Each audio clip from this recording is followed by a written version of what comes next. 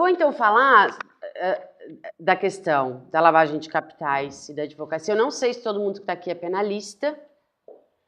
Imagino que a maior parte, então. Mas eu vou tentar falar de uma forma que eu atinja destinatários também não muito familiarizados com essa questão. A lavagem de capitais é um processo tendente a transformar produtos de crime em valores aparentemente ilícitos. O termo lavagem engana. Seria melhor o termo branqueamento, porque ninguém lava dinheiro sujo. O dinheiro continua sujo. Não tem vanish para dinheiro sujo.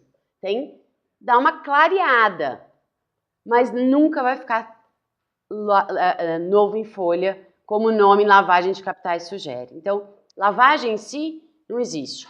Existe uma faxina, um branqueamento de capitais, que dá uma ideia melhor do que é o incriminado. O legislador pode escolher do processo de lavagem, ele pode escolher os momentos que ele quer criminalizar, antecipando a tutela, esperando até o fim. O legislador brasileiro foi extremamente generoso com a pena e criminalizou desde os primeiros momentos, que são a ocultação, até a conversão em ativos ilícitos, aparentemente ilícitos. Então, a nossa tutela penal da lavagem é bastante abrangente. Ela só não é mais abrangente do que de outros países com os quais nós temos familiaridade, porque no Brasil nós ainda não punimos a lavagem culposa e nem o mero recebimento de valores produtos de crime, pelo menos não no âmbito da lavagem. Esse âmbito um pouco mais restrito está lá ainda na receptação, mas na lavagem não está. Então, ainda podemos respirar um pouco aliviados, porque não temos a lavagem de capitais culposa e não temos a mera modalidade de recebimento de valores ilícitos.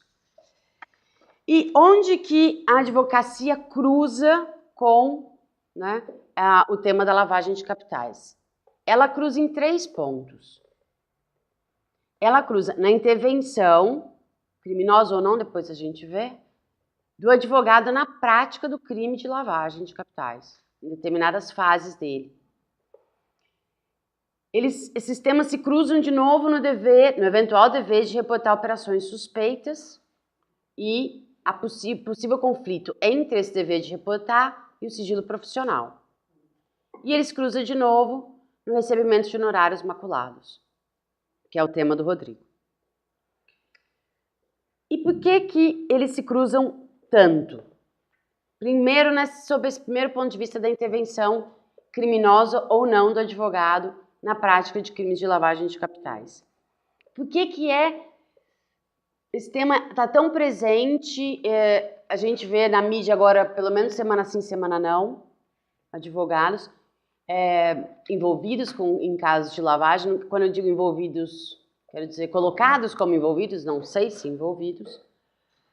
Mas isso se dá principalmente por 2 razões. Depois eu vou comentar outras mais locais, mas razões mundiais, razões próprias dos serviços da advocacia.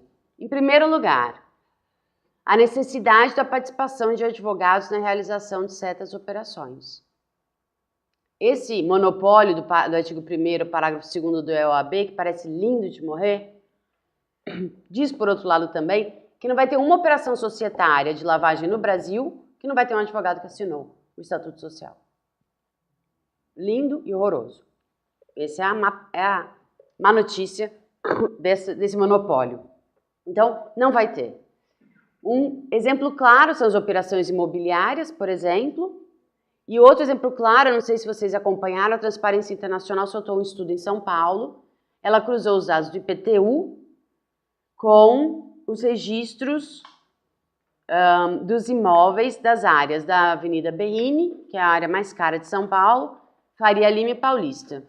E descobriu que bilhões de reais desses 3 corredores de business de São Paulo estão nas mãos de 200 offshores que não se conhece o beneficiário final.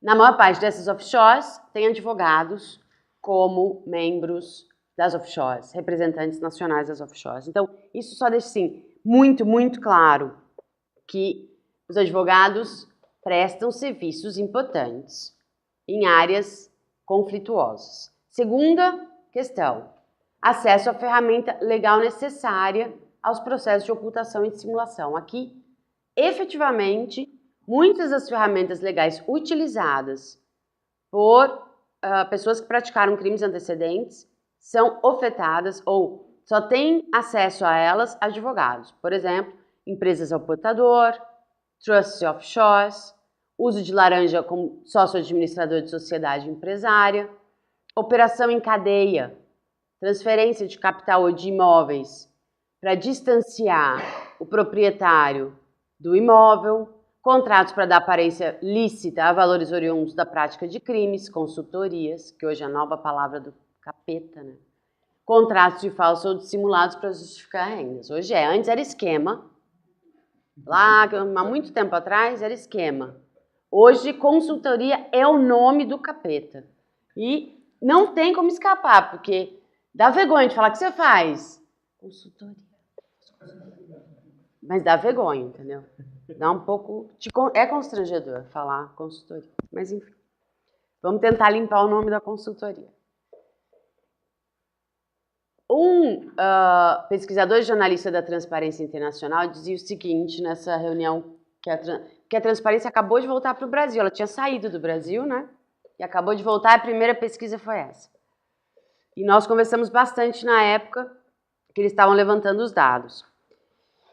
Ele dizia o seguinte, o cidadão comum, não jurídico, ele não conhece uma estrutura de colocar os valores em nome de uma offshore, depois abrir uma subsidiária integral no Brasil, fazer remessa de valor de lá para cá como investimento estrangeiro em subsidiária integral. Ele não conhece nada disso. Ele não sabe que ele pode constituir uma empresa no Panamá, com ações ao portador, que pode abrir uma empresa, uma limitada brasileira de participações em imóveis e deter todos esses imóveis, por exemplo, da Berrini. Eles não sabem. Alguém forneceu essa informação, essa tecnologia, essa ferramenta legal. São advogados, infelizmente. São advogados. Nenhum caso é mais paradigmático do que o Panama Papers, o que o Mossack Fonseca fez nesse setor, nesse nicho de prestação de serviços. E tem outras também estrelas mundiais, não só o Mossack Fonseca, mas todo, né, as ilhas do Reinado Britânico e também a Suíça. Sim, só para a gente não ficar com um complexo de terceiro mundo, porque tem países de primeiro mundo investindo fortemente nesse mercado. Estados Unidos também, Delaware, por exemplo, Nevada, oferecem esse tipo de serviço. A questão é que, sem os advogados, não dá para fazer lavagem de capitais mais sofisticada. E o que está acontecendo? Para falar das consultorias, conforme o COAF, a legislação de lavagem, atinge um setor, então, por exemplo, em 2012, os produtores rurais entraram também com pessoas obrigadas a reportar operações suspeitas. Entraram também os agentes que lidam com estrelas de esportes, entraram as juntas. E o que vai acontecendo? Conforme esses setores vão sendo incorporados às medidas de prevenção, ou seja, são obrigados a reportar operações suspeitas, são objetos de controle pelo COAF, as pessoas interessadas em lavar capitais vão saindo desses setores e utilizando setores alternativos. O começo da Lava Jato mostra isso de forma muito clara, com a utilização das empresas de marketing para passar valores produtos de crime. E hoje, a bola da vez são os advogados que se prestaram esse tipo de papel, não só para praticar atos de lavagem de capitais, mas inclusive como veículos de pagamento de corrupção passiva. Como que está a regulamentação internacional para a gente não achar que é um problema local? Ela está fundada hoje, sim, a gente tem esses 5 grandes paradigmas internacionais cuidando dessa matéria para mostrar que isso não é um problema nacional. Primeiro, desde 2003, o FATF-GAF, que é um órgão de soft law, composto por autoridades de vários estados, portanto, sem nenhum poder regulativo nem na esfera internacional, ele faz recomendações na área de lavagem e desde 2003 as recomendações 22 e 23 cuidam diretamente dos advogados. A União Europeia, em 2005, o Rodrigo analisou minudentemente a terceira diretiva de 2005, incluiu os advogados como obrigados a reportar operações suspeitas, dentre as demais obrigações. Em 2010, a American Bar Association criou um guia de práticas voluntárias para os advogados prevenirem o seu possível envolvimento em operações de lavagem. Os Estados Unidos até hoje não obrigam os advogados a nenhuma medida de prevenção à lavagem de capitais.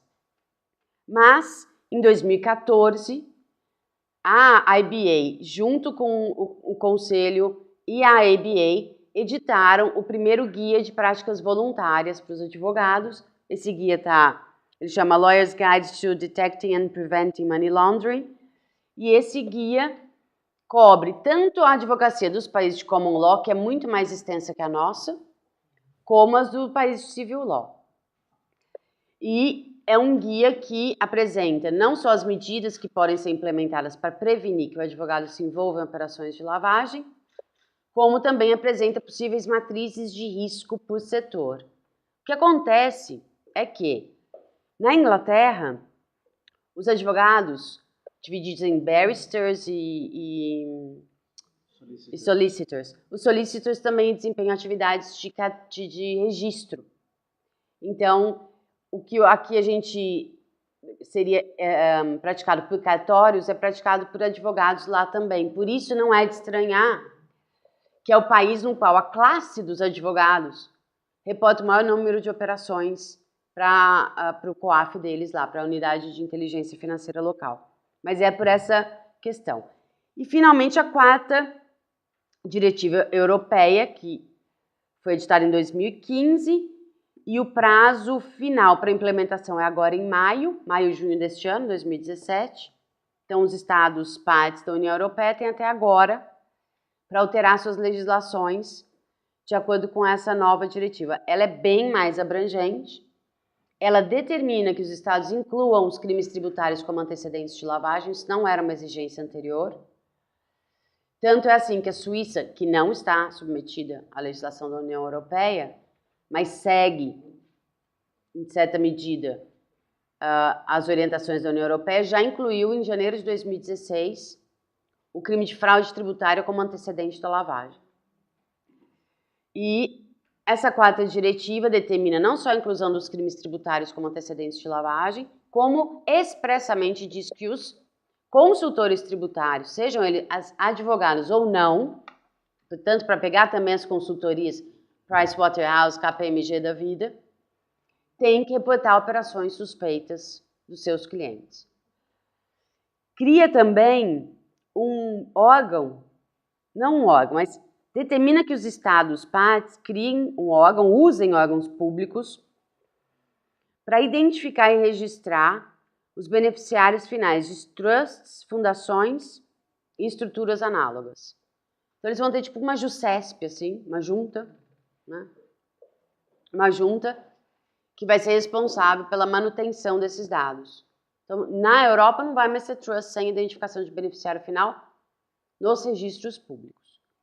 De alguma forma, isso está acontecendo no Brasil também, desde que a Receita Federal passou a exigir dos novos CNPJs a identificação até o beneficiário final agora para se criar, bem depois ela vai começar a criar essa obrigação, implementar essa obrigação retroativamente. A legislação anti-lavagem brasileira já exigia isso. Por exemplo, a legislação do setor imobiliário, quando o comprador ou vendedor do imóvel é pessoa jurídica, é obrigação do agente imobiliário identificar até o beneficiário final da estrutura societária que tiver em uma das duas pontas do negócio. Então, para nós já não era uma novidade. Agora, nós vamos ter esses dados com a Receita Federal. O que é de lamentar, perdão, no meu ponto de vista, é que nós não temos com isso a certeza de que a Receita Federal vai liberar esses dados, né? E seria interessante ter esse banco aberto para inclusive diminuir as obrigações das outras pessoas obrigadas, porque aí você poderia contar com essa informação, e que também essas informações fossem tomadas e compartilhadas com a JUSCESP, com as juntas, né, comerciais brasileiras, e depois com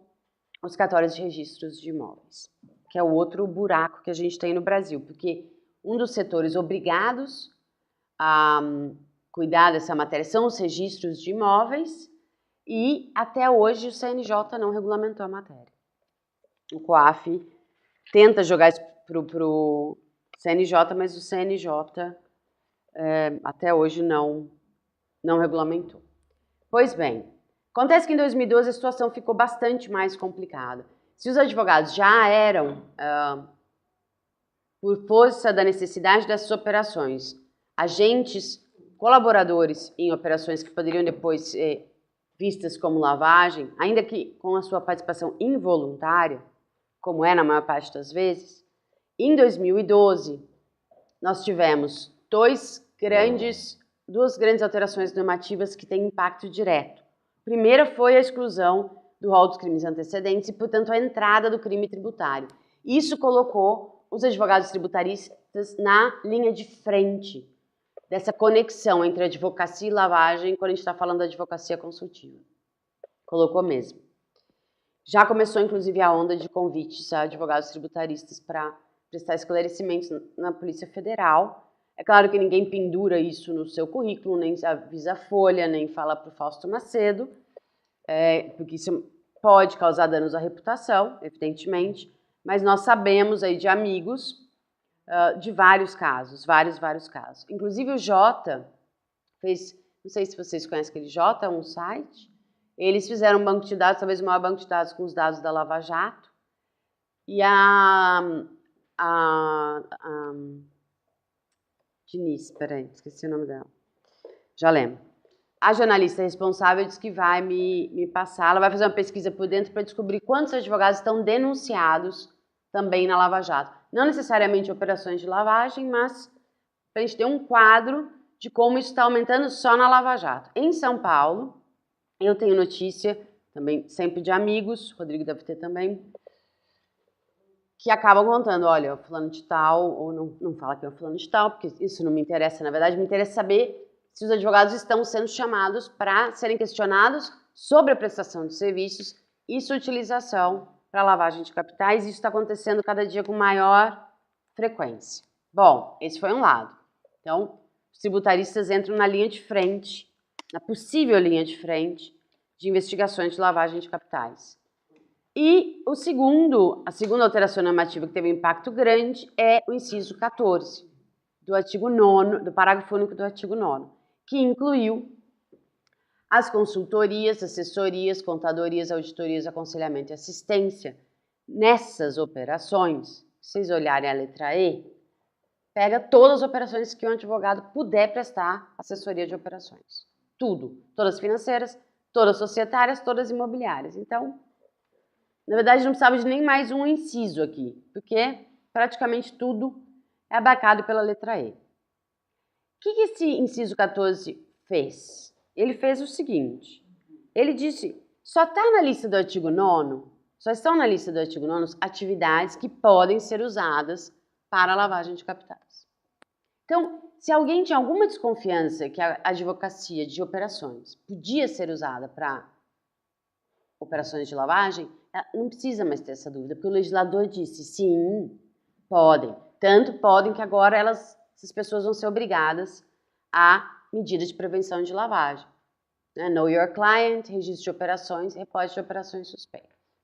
Então, não tem nenhuma dúvida, nenhum cidadão neste país pode dizer que não sabe que a advocacia gera risco de contribuição para operações de lavagem de capitais. Então, isso é um lado. Outro lado, com essa lista, todos esses setores passaram a ser regulados, eu já chego lá já. E qual é a relação disso aqui com os advogados? Será que o inciso 14 teria criado uma obrigação para os advogados de reportarem operações suspeitas? Ou seja, incluíram de vez os advogados no rol das pessoas obrigadas obrigados a todas aquelas medidas, né? Know your client, registro de operações, comunicação de operações. Essa é a questão, uma das questões que está aí. Como foi regulamentado já o inciso 14? As pessoas físicas e jurídicas que prestem aquele serviço de consultoria, assessoria, etc., naquelas operações e que não estão submetidas a um órgão regulador, estão hoje submetidas à resolução 24 do COAF. Então, só para voltar lá, todos os assessores de qualquer natureza, assessorias de qualquer natureza, consultorias de qualquer natureza, já disse, contadorias, auditorias, etc., etc. Então, tudo que não tem órgão regulamentador, o COAF já regulamentou na 24. Os que têm órgão regulamentador, aí são regulamentados nos seus setores. Então, por exemplo, auditores e contadores, pela resolução CFC 1445/2013. Isso alcança os advogados? Né? O inciso 14 alcança os advogados? Não alcança os advogados. No seguinte sentido. Primeiro que não mencionou advogados, o que para mim não é óbice nenhum, né? Porque quase todos os incisos do artigo 9º são pela atividade, não pela sua formação, a sua licença para trabalhar. Depois a gente vê isso num problema um pouco lá à frente. Então, os serviços prestados pelos advogados de operação, com certeza, está aqui no inciso 9º. Questão é, a OAB, a advocacia, tem órgão regulador próprio. E o artigo 13 da Lei 9.613 diz que o COAF não tem competência complementar. A competência é privativa, é como se as normas da lei de lavagem, na parte de regulamentação, fossem normas de eficácia contida.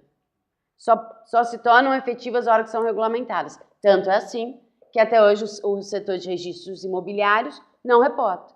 Porque, embora eles estejam no artigo 9º, o CNJ ainda não regulamentou. Então, não tenho a menor dúvida que nós não estamos regulamentados, por exemplo, pela resolução COAF 24.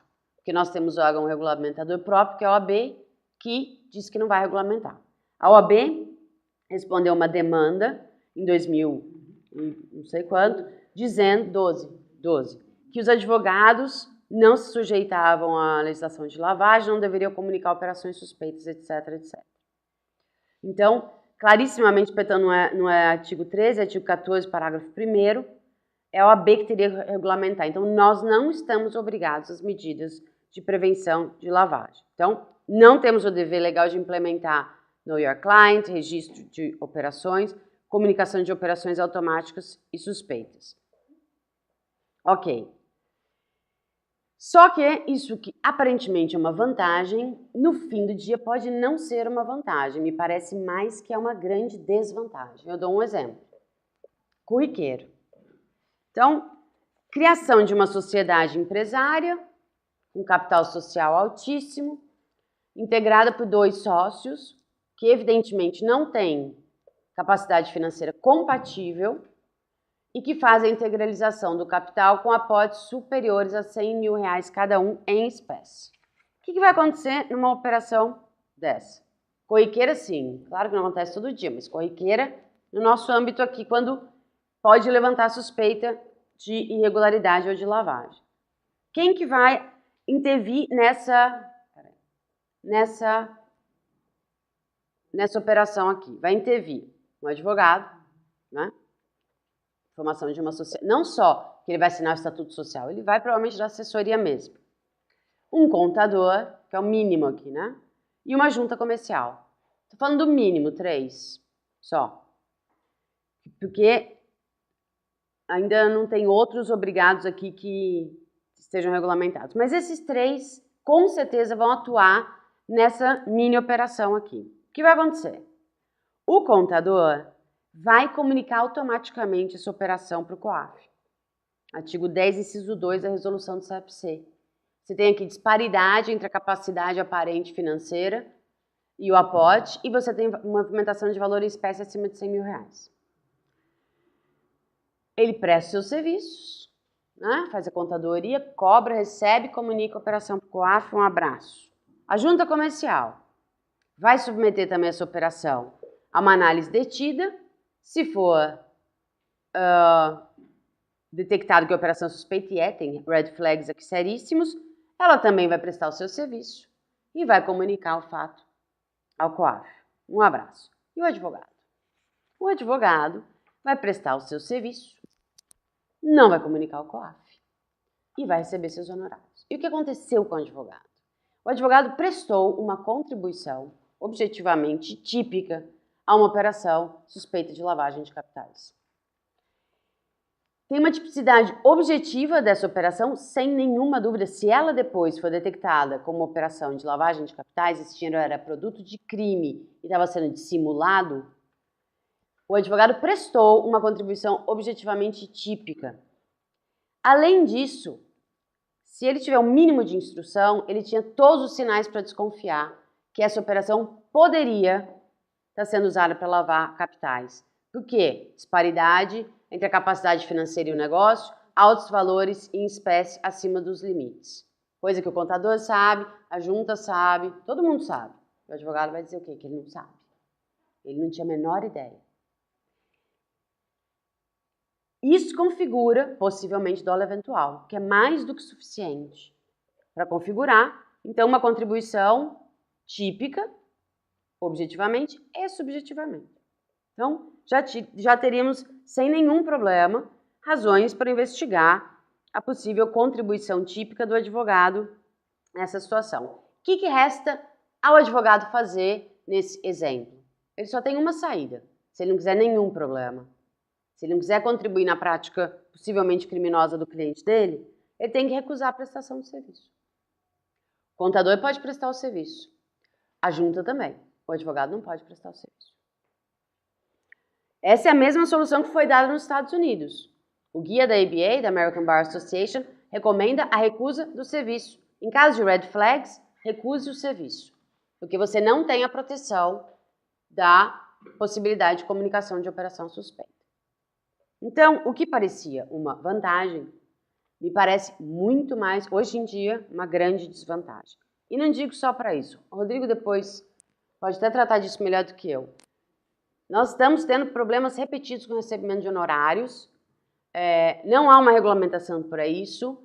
Todo mundo sabe que a regulamentação ela estabelece o padrão de contribuição neutra. Ela é um parâmetro para você dizer prestei um serviço lícito e agi dentro da lei. Se outra pessoa usou o meu serviço para praticar crime, ônus da sociedade, né? O exemplo clássico da conduta neutra, Rodrigo trata isso melhor do que eu, é o marido que quer matar a esposa envenenando o pãozinho do café da manhã. Ele vai na padaria, compra o pão e leva o pão para casa, põe o veneno e a mulher morre.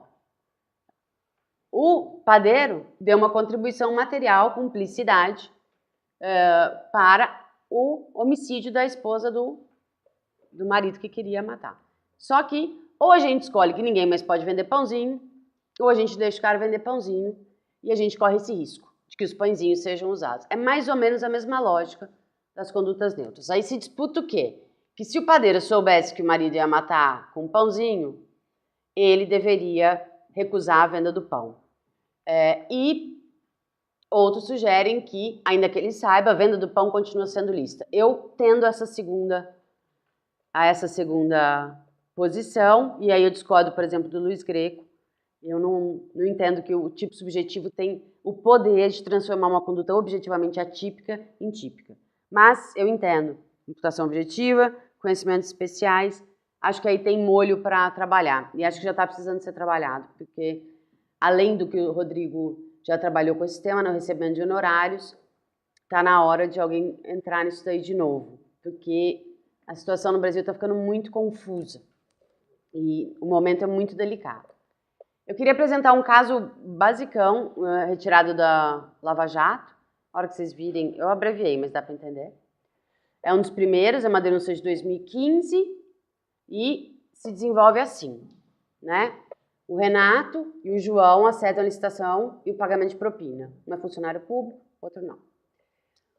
O João pede a doleiros depósitos em sua conta da empresa HSA, uma uruguaia ao portador, que tem uma conta bancária na Suíça. Então, o João pede para o doleiro que faça os depósitos lá na conta da Suíça E a titular da conta da Suíça é essa HSA, que é, na verdade, uma empresa uruguaia.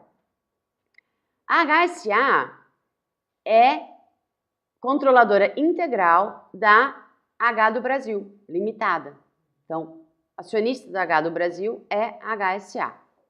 Aí ela manda o valor para cá, a da Suíça. Da Suíça ela remete os valores para o Brasil como investimento externo na sua subsidiária integral. O João faz saques aqui, compra obras de arte, e essas obras de arte então são entregues para o Renato, que é o funcionário público. Isso é um dos sistemas, tem vários outros.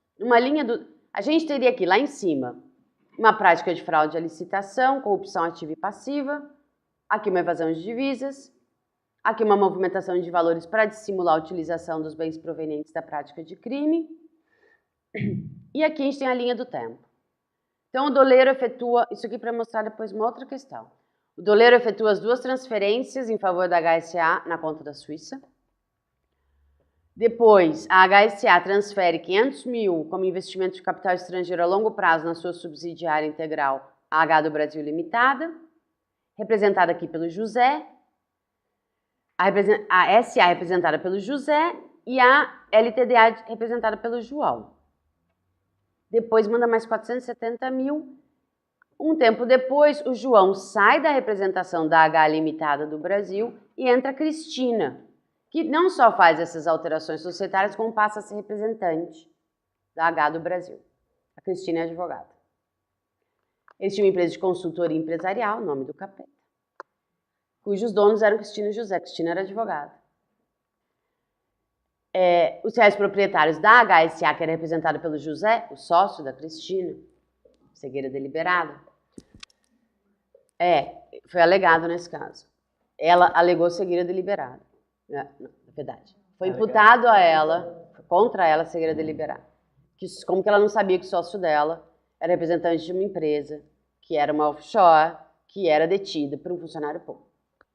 Então, era o José. Depois, a H do Brasil era representada pelo João e depois entra a Cristina na representação do João. Eu fiz essa linha do tempo só para mostrar que, na verdade, a denúncia é inepta quanto à questão de lavagem, porque não foi feita nenhuma operação depois que a Cristina, a advogada, com relação a ela, passa a ser representante, ok? Então, antes não tem nenhuma contribuição, a gente poderia discutir posição de garante, mas ela não tem nenhuma contribuição ativa na movimentação de capitais, nem para recebimento. Mas, enfim, esse quadro mostra um advogado prestando assessoria empresarial, consultoria empresarial e possivelmente praticando um crime de lavagem de capitais. Quais seriam as soluções hoje que a gente poderia propor para proteger os advogados se estiverem indevidamente envolvidos em acusações e investigações de lavagem e também indevidamente acabando se autorrestringindo da prestação de serviços que são típicos da advocacia e são lícitos em si, né? A primeira e a melhor forma seria uma regulamentação pela OAB, o que é contraditório com o comportamento, pelo menos o comportamento inicial da OAB lá atrás, né? O ideal seria que viesse uma regulamentação, não sei em que forma exatamente, se um regulamento, se uma alteração na lei. Acho que uma alteração na lei seria bem-vinda. Primeiro, protegendo muito claramente, totalmente a atividade contenciosa, no sentido lato dessa palavra. O estatuto está desatualizado.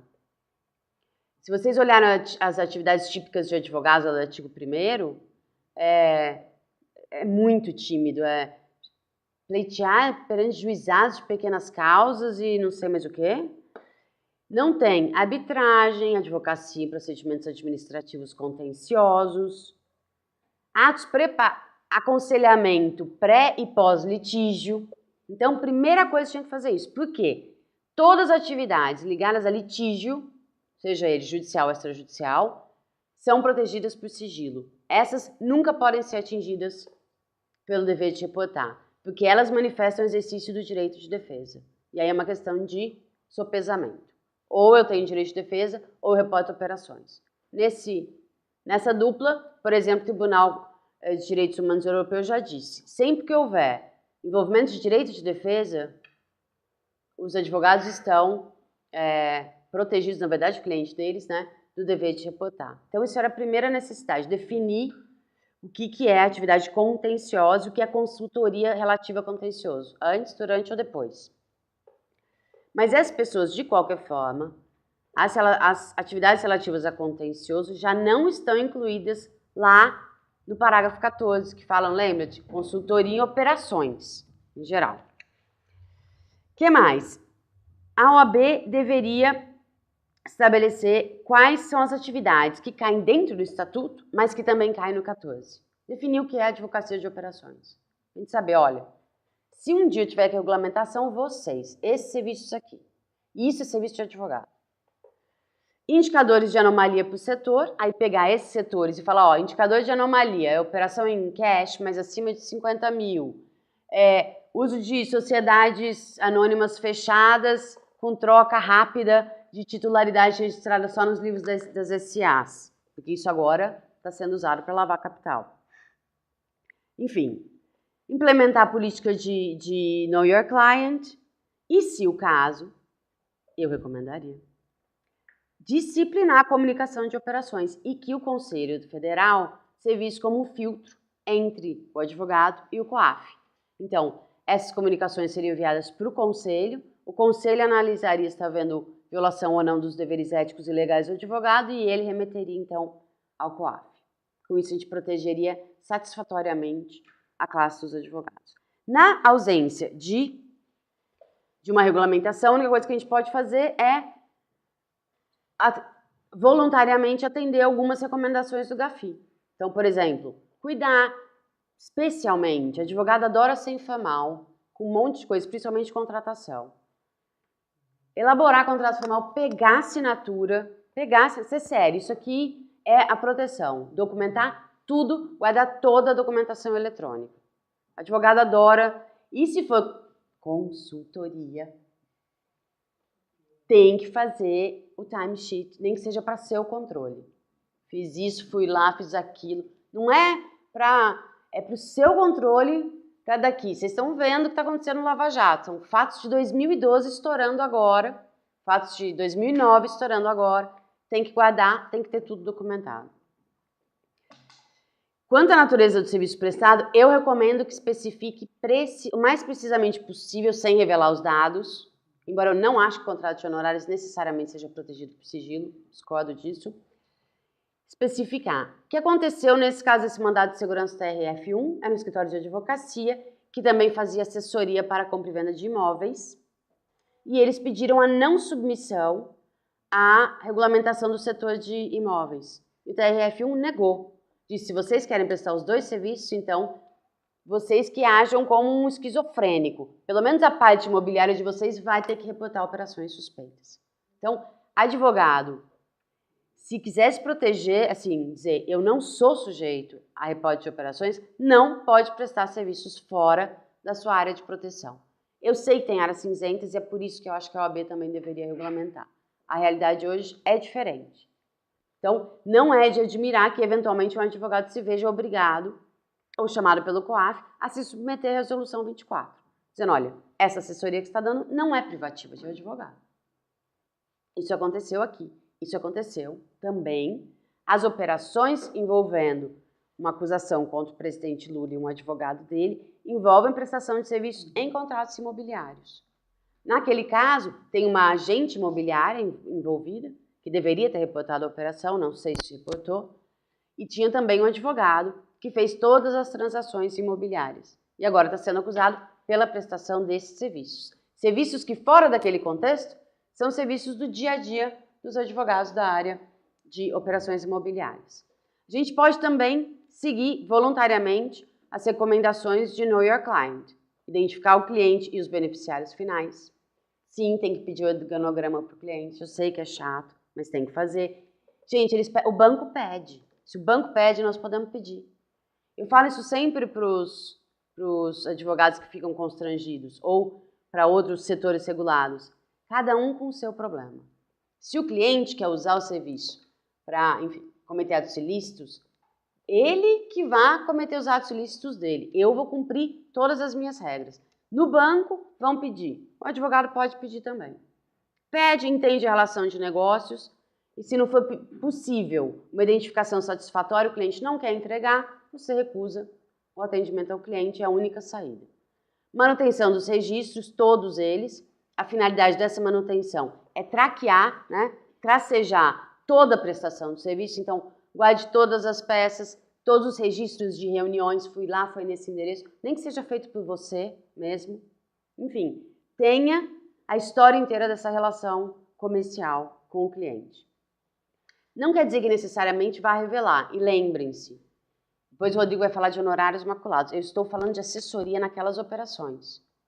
Quando for contencioso, muitas vezes você não vai poder entregar esses dados, você não pode revelar quando que você falou, né, não sei, com um réu, um investigado. Então, aí tem que tomar cuidado, mas mantenha os dados de qualquer forma.